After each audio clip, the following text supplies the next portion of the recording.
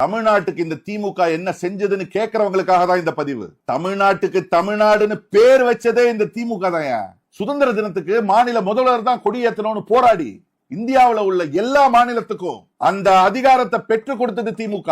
பெண்களுக்கான சொத்துரிமை தமிழ்நாட்டுக்கு மட்டும் இல்ல, ஒட்டுமொத்த இந்திய பெண்களுக்குமே தன்னுடைய சட்ட போராட்டத்தினால பெற்றுக் கொடுத்தது இந்த திமுக. மாநிலத்தில் சுய ஆட்சி, மத்தியில் கூட்டாட்சி என்ற தத்துவத்தை கொண்டு வந்தது திமுக.